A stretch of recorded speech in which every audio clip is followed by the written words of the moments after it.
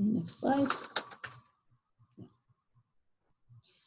In order to do this, again, we had 3 steps in the process. We had the strategic planning process so that we can unite the common goals and threads that themes that we saw, and somehow come up with, I would say, common goals, unified ideas that we could work on across all the academic units, but also individually with them as well.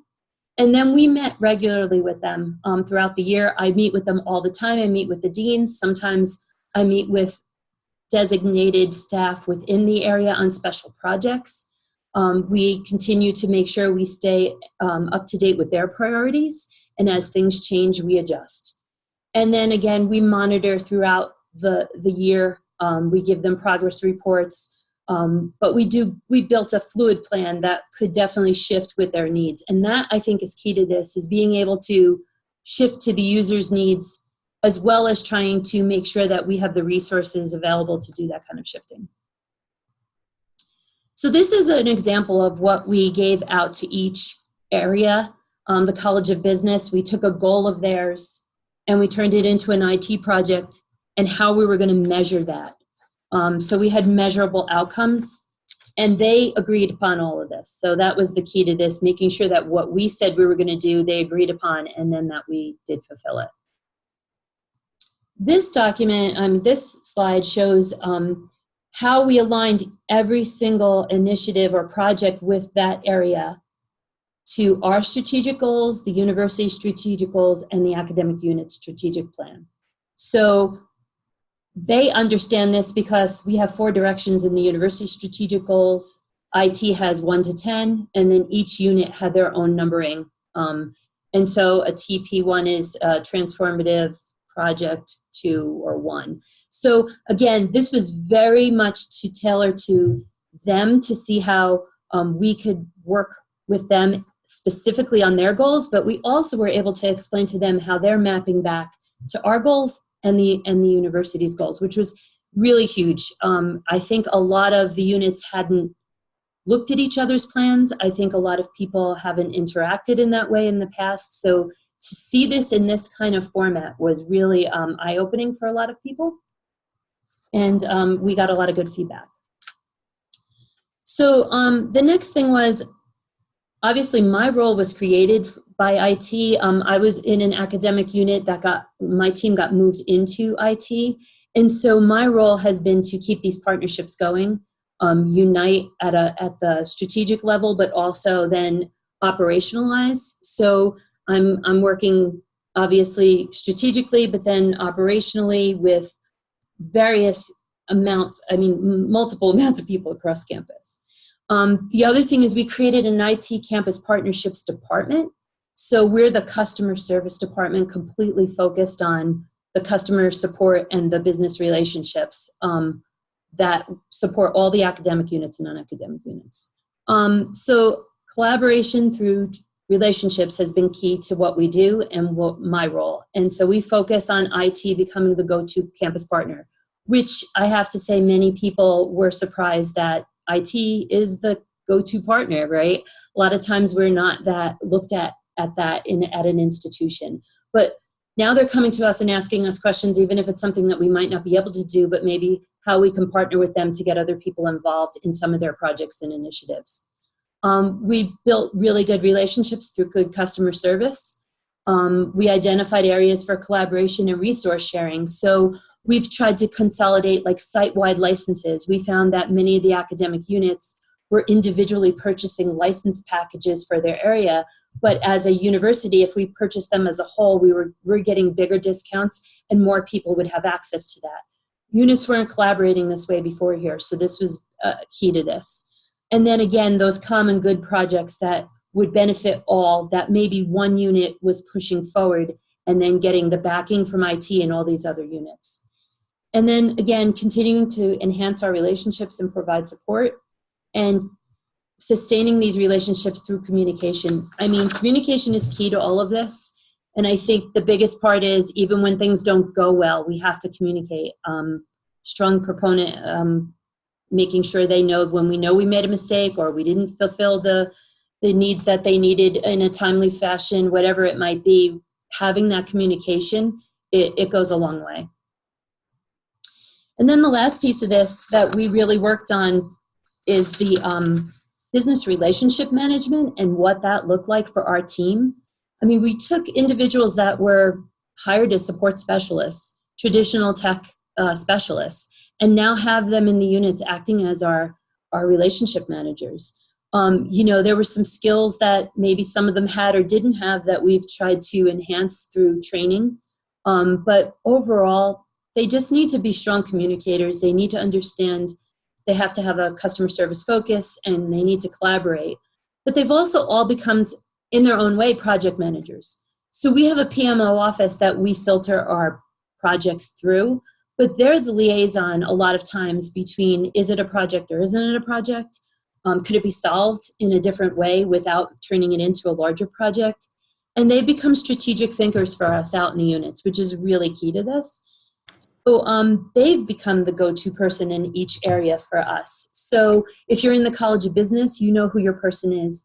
You go to that person, and then they can help facilitate up and down the chain in IT, so that the individual in the unit doesn't have to figure out who they should be talking to or working with. Again, we've sent out documentation at the beginning of every year explaining who their person is, how to get in touch with them, if they need help, so the faculty know that there's someone in the building. They have hours that they can actually meet and schedule an appointment. We also back that up through our help center. And then when we have major projects, we deploy as a team. So sometimes central IT, the infrastructure group, has to be part of that. And we collaborate constantly with network services, enterprise application group, and the IT infrastructure group. And a lot of times they're on the projects with us, helping us implement and roll out. But again, it's become this business relationship that we've provided for the university that they didn't have before. And that's it for me. I'm going to hand it off to Joe and Craig.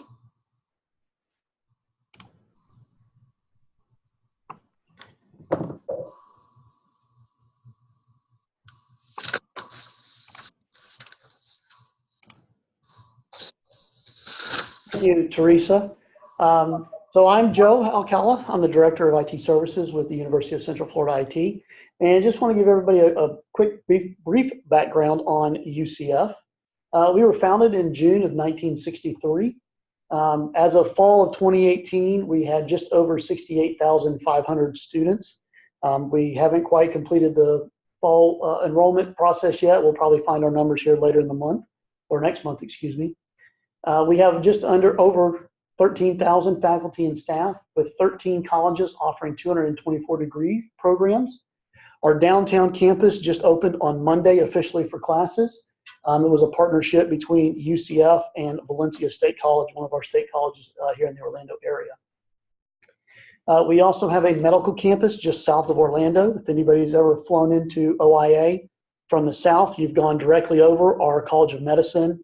The VA hospital is also located out there, as well as the Moores. We just broke ground, I believe, last year on a teaching hospital that we're going to be partnering with one of the local hospital chains here in the Orlando area as well. And finally, we are a Microsoft flagship school member. That occurred last year, and it's a great partnership that we've got established right now with Microsoft. So I'll talk a little bit about our BRM journey that we had here at UCF. It started out with the formation of UCF IT. UCF IT was the genesis of a report that we had our CIO commissioned a report with RSM McGladrey to look at our IT resources around campus, how the university was expending its budget overall related to IT, and were there areas of opportunity for improvement.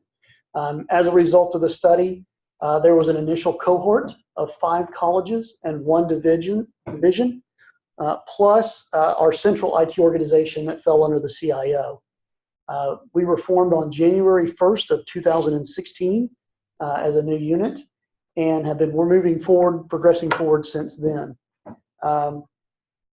The initial members, as we mentioned here, the 5 colleges and division, each of the individuals that came in, the initial team members, were their former IT managers or directors from each of the respective units.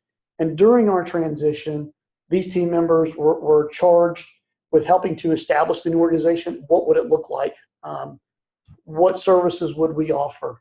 The resources that came in and joined us, both human capital, technological, and other resources that we had, how would they be organized and utilized? And more importantly, each of those individuals were evangels of change. Change management on this level scale was something that had not been done in quite a while, especially in the IT arena. But these individuals have done a great job over the last several years as we continue to march forward. Finally, the initial cohort wrapped up about 14 months later. I believe it was in February or March of 2017. And at that point in time, each of those initial team members that were on the transition team transitioned officially from their role of IT manager, IT director into our IT business management relationship manager role. So today we've completed 2 cohorts.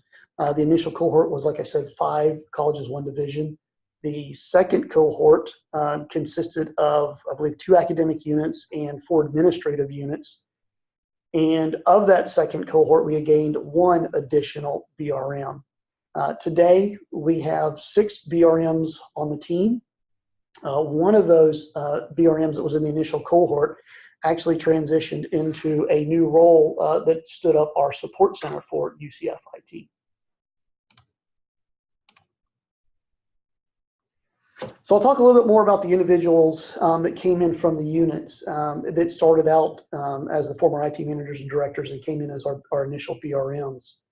A couple of things related to them. First of all, they're great individuals to work with. I've had a great time in my career here with them, both before we joined into UCF IT and after.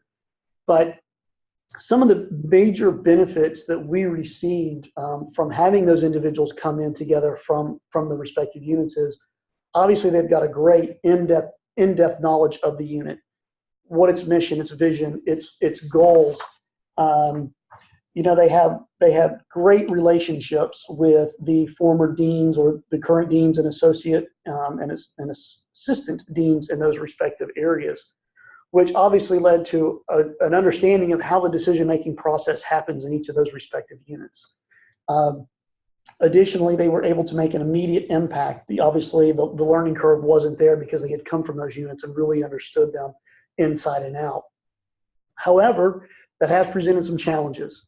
The biggest challenge that we've seen has been the inability to kind of hit the reset button. And by that, I mean, oftentimes, these individuals are still seen as that formal role that they were fulfilling for those respective units. It has presented some challenges. However, as our process and as we've gone through this process, the units, some of our units are adapting better than others.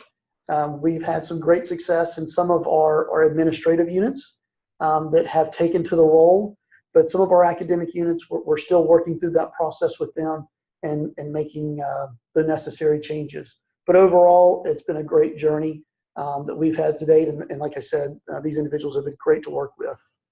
And speaking of one of them, I'm going to turn it over to Craig Freilich, who's going to talk a little bit more about the scorecards and metrics. Okay. Thank you, Joe. So yeah, I just wanted to take a couple minutes to talk about some of the maturity efforts that we've done here to mature the role, the BRM role here at UCF as we went along this journey. And so you'll see a few of them listed here on the screen.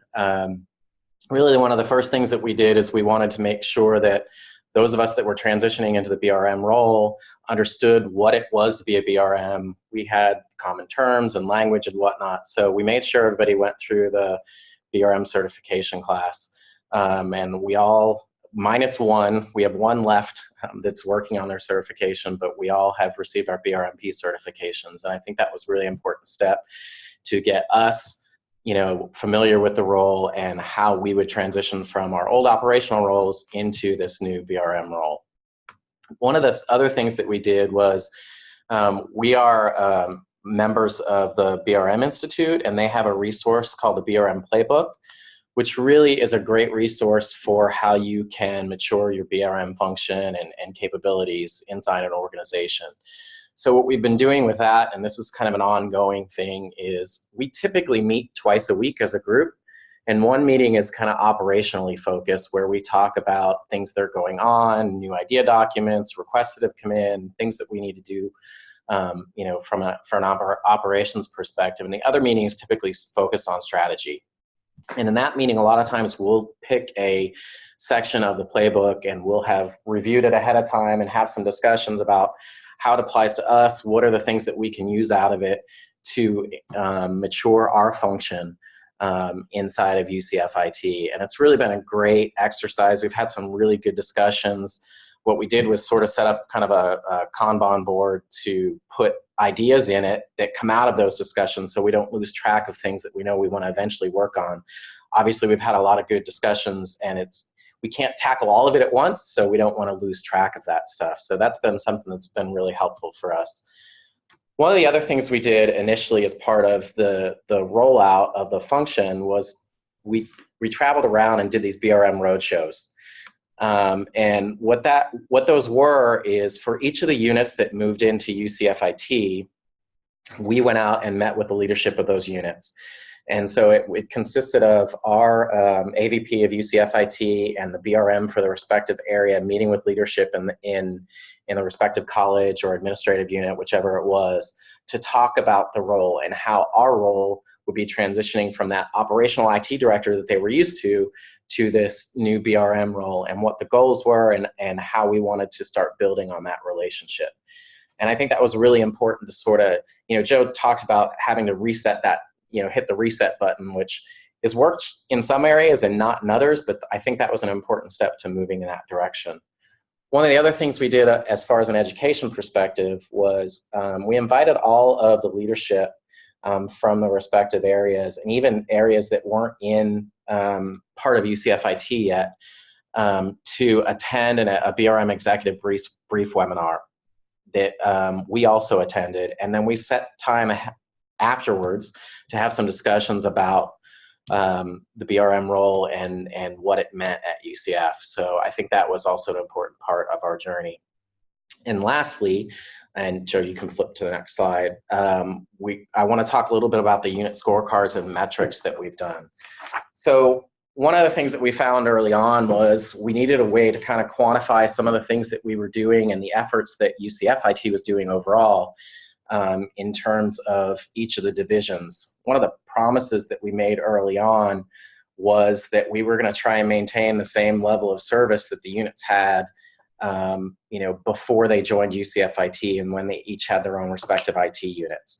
So it was important to set some baselines from where they were and where we were headed. So we wanted to come up with some kind of regular communication to them that included some metrics. And some of the things that we looked at were customer satisfaction, mean time to response on incidents, SLA success percentages, which is basically, are we meeting our target SLAs for high, medium, low incident times for response? And then we're also looking at adding some of those similar metrics for requests.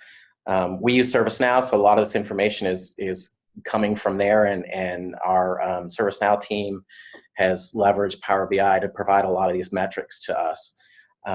But Joe, flip one more slide and I'll kind of show you what this looks like. So what we started to do is, for each of the units monthly, we produce this unit scorecard that includes all of those metrics. And what we do is we give them the metrics for their specific area, as well as the overall metrics for the university at large.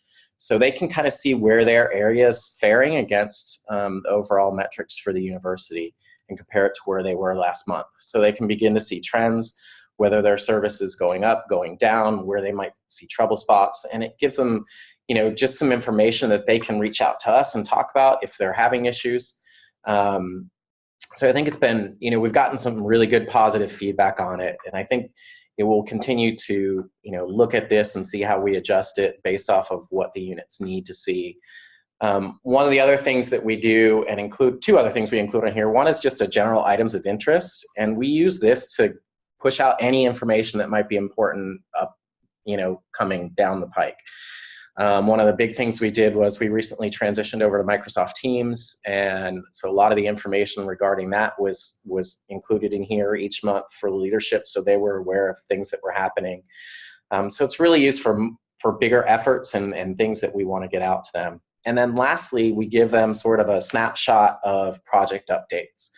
So we have a PMO office that and probably have right now, I think about 6 or 7 project managers.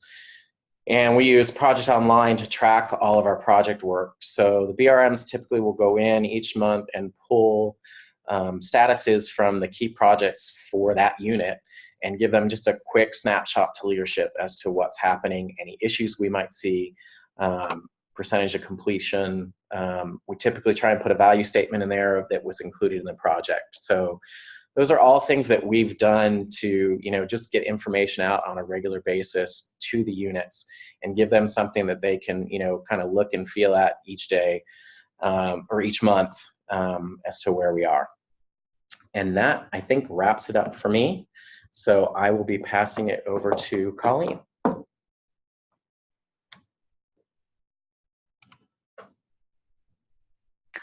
Hi, thank you, Craig and Joe. Hello from Ann Arbor, Michigan. I am going to take you through the slides, starting with our first background on the University of Michigan. I think a lot of people are aware that we have our largest campus in Ann Arbor, but we also have a couple of regional campuses in Dearborn and in Flint, Michigan.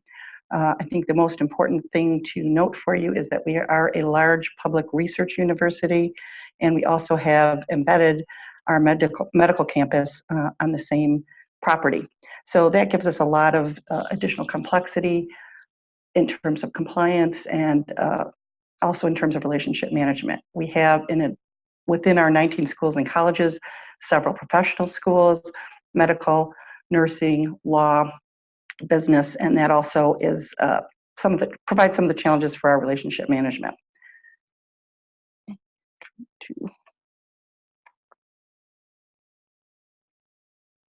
Okay.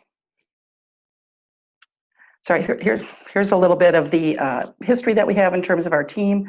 We were created in August of 2012, so we've been doing this a long time. However, we were created at the same time that our IT organization was going through a lot of change. We had some disparate groups providing central IT support, administrative systems versus infrastructure, and some other areas. And so at the same time we were formed, all of that was coming together into what we now call Information and Technology Services, the central team that provides support to the university side. We had an estimate that we needed 10 people to do the job, and we were provided with 3. We had a good team to start with. We had one that came from a campus unit, one that came from our administrative systems sides, and one that was me that came from outside the university. So we brought some different things to the efforts to create this capacity. We talked about originally maybe scoping ourselves to just do a trial with some key larger units, but we ended up saying maybe what we need to do is look at all the units and find out what the needs are.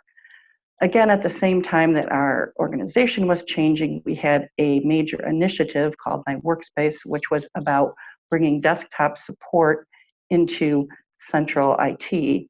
And with that, there were some changes of personnel from local unit IT to the central IT. So that caused a lot of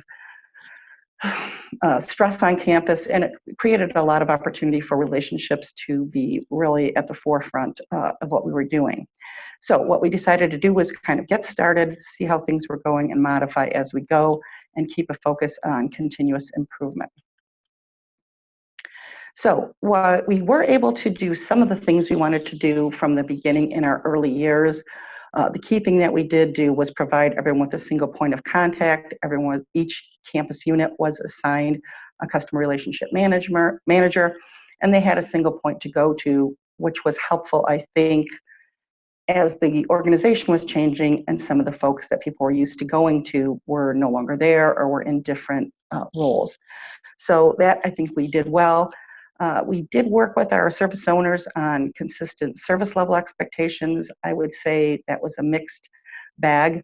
And we tried to also match the unit technology needs to the services and have a good sense of what was needed there. Okay, sorry. Here was what we defined as our roles. A key thing was building trusted relationships, partly again due to where we were with the organization, and as it was continuing to morph into one central organization, we were not very far along in terms of ITSM. We had some people assigned in roles like portfolio owners and service owners, but that did not come with a lot of training, so people were finding their way there. So what we ended up doing, although we were originally part of the strategy and planning group within ITS, we wanted to do more strategic planning, but found by necessity that we needed to do many more tactical things. That's one of the ways we were able to build some of the relationships and the trust that we have today. We tried to continue to advocate for customers within ITS, bring issues of how things were going. We, over time, were able to add portfolio assignments within ITS so that we tried to have one of us also assigned within each portfolio and understand what the issues were, what we could do to bring their messages out to campus and help them with finding folks for advisory groups, etc. A key thing that we talked about, which you've heard from all my colleagues, is communications, and that's a two-way thing. We're bringing messages out from ITS, and then we're bringing customer feedback back. Continually, we are advocating on behalf of our customers to just make sure that while everyone's doing valuable work, that we keep a focus on, is this really serving our customers well? We also support key projects that are happening within ITS. One of the ones we have done in the last year or so is our Duo two-factor authentication, but we do not have the staff to lead those projects. We are in a support role there, and most of that is about communications. Lastly, we talk about transparency and making sure that we are relaying information, we're sharing information about what customers should expect out of ITS services, and also, again, bringing back those results in terms of our customer feedback. We have been able to do some reporting, but we are not at the same level in terms of some of my colleagues in that area.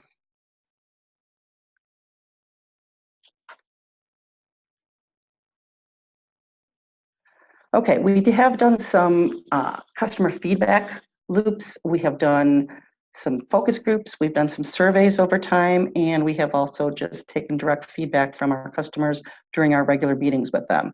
We have regular meetings with not only an IT manager or leader from each unit, but also administrative leaders or managers from each unit.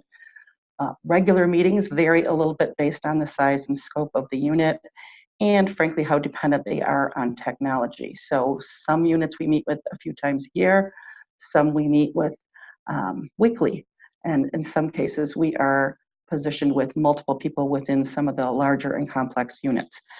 Through all of those, our customers gave us this kind of feedback to continue meeting regularly, and that did give us the feedback to say we did the right thing in terms of saying we must have units should have one place to go for all of their ITS needs. And that continues as we have continued to evolve our organization over time. We have gone through several leadership changes in the last few years, and that has been helpful, again, for folks to be able to know where to go. This is one of the other things we were able to find out, which was room for improvement was a lot in terms of communication. We had many people in ITS focusing on customers and trying to do good customer service, but it ended up with a little bit of lack of cohesion. So we had a lot of people talking to customers, some people giving different messages, some people making commitments that didn't get followed up on. And so that was good in some ways and left some room for improvement. So one of the things we did a few years ago was create what we call our unit representatives group. And we have meetings. We started monthly, they're now bi-monthly. And those again include our regular contacts, which are again an IT and an administrative manager from each unit. And those meetings are where we take project updates, service updates, feedback from customers, and give everyone an opportunity to provide any information that they want to get out to the units and listen to the units in terms of how things are going. So we also have a mailing list, and that is used as our official channel of communications.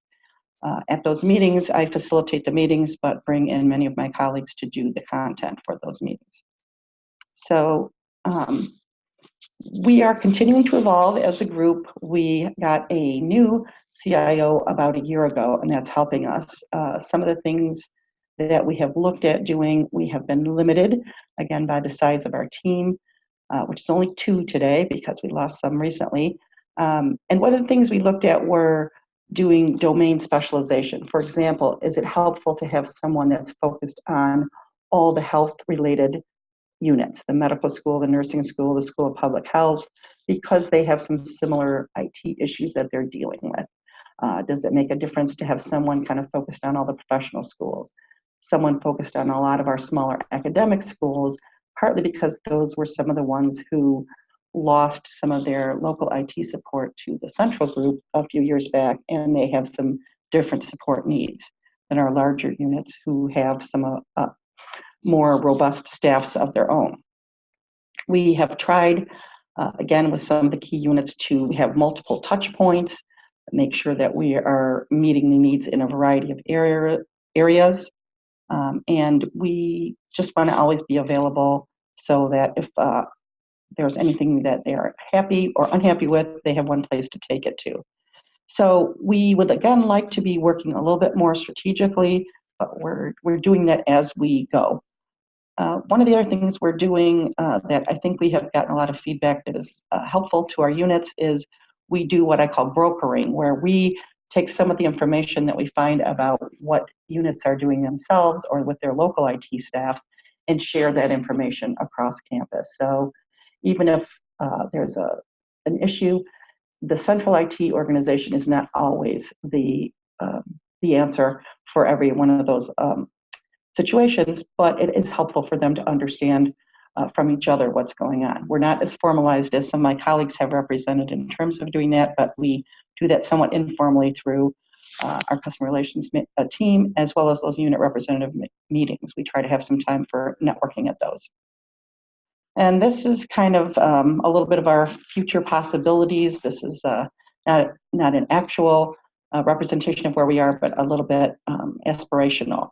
So we feel that if we continue to increase the knowledge that we have, and we also are trying to formalize a little bit around our governance. With our new CIO about a year ago, he has rebooted our service governance organization, our governance organization for all of ITS, and as a piece of that, we have created what we call our ITS Service Governance Group. And that is where we try to focus on every way possible to improve the customer experience. We have every group within ITS represented on that team, and we have weekly meetings. We take the direction in terms of what our priorities should be, and that is actually where we will be taking direction on how we change our priorities and where we get additional staffing if possible for our team. And that's where we may get a little bit more formalized along the BRM path that some of my colleagues have reached before myself.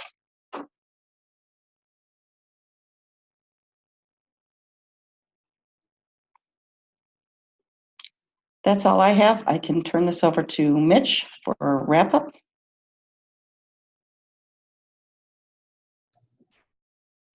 All right, well, thank you so much for your presentations. We just have one question in the queue, and I'm assuming, Alan, this question is for Colleen. He's just asking, what is an SPO? Sorry about that. Service portfolio owner. So what we do is take our services into a group of into a portfolio. So it might be an administrative services, data services, infrastructure, those kinds of things. Okay, thank you. I really appreciate your time. We don't really have any other questions in the queue. We'll give each maybe chance for if you want to add any additional comments, and the panelists want to add any additional comments, maybe thoughts, some closing thoughts. It'll give people a chance to chime in with some questions. Any kind of where you want to go, next steps? I know some of that was covered. Any thoughts about where you want to, be in the next couple of years?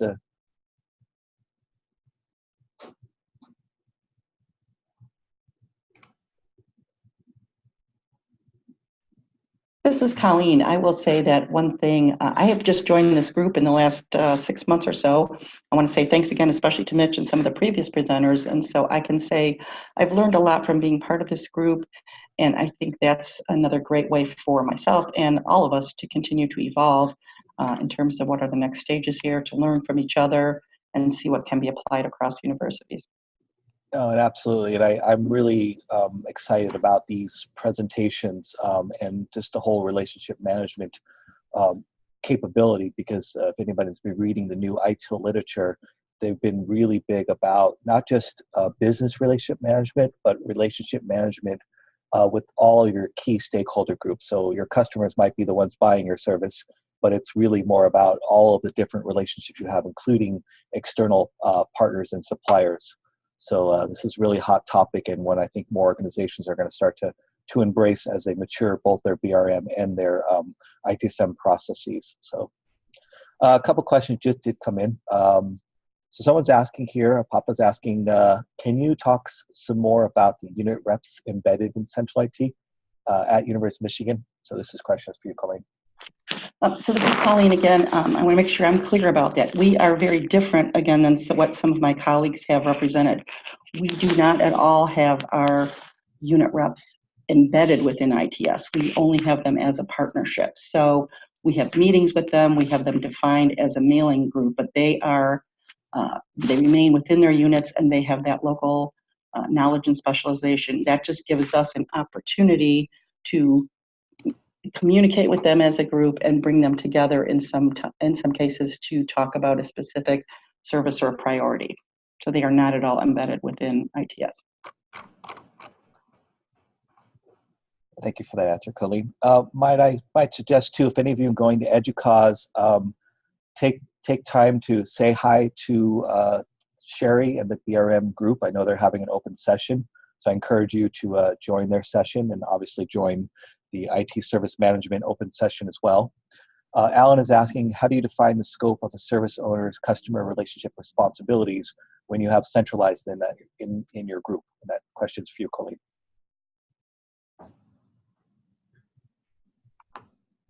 I'm sorry, can you tell me the question one more time? Of course, yeah. So Alan's asking, how do you define the scope of the service owner's customer relationship responsibilities when you have centralized that in your group? The scope of the service owners. We have a service owners group meeting that, again, we at the customer relationship team are plugged into. We have regular meetings with them. Service owners do have regular outreach to campus customers. Most of the time, the specific ones that are large or strategic users of their service. So for example, we would have our storage service owner that works a lot with our university library with some of our large research units. So they do have direct communication, and what we're trying to do is make sure that we cohesively understand what commitments are being made to the customers. We're a little challenged today, again, without a CRM system, so we do a lot of that a little bit ad hoc and through some Google documents today. Thank you. Craig, Teresa, Joe, you want to add anything before we do a wrap up? There's no other questions that are coming at this time.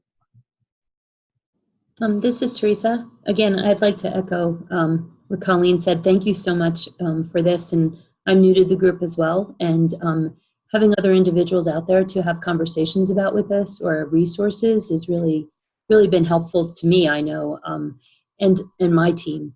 The other thing is understanding that this is, we all feel like it's maybe specific to our areas, but it's everywhere. People are trying to change the relationships and trying to pull resources together in a way that maybe we didn't before, or trying to just communicate. And this forum has been so helpful again for my team. So I thank you all and appreciate everybody so willing to share information.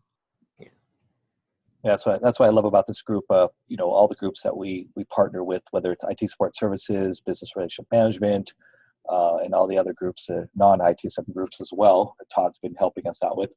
Yeah, I mean, just the whole idea that we've taken from where we are just creating value to where we now need to co-create value, and that really depends on good relationship management to make sure we're understanding requirements, we're delivering in a timely manner, and that we're meeting expectations.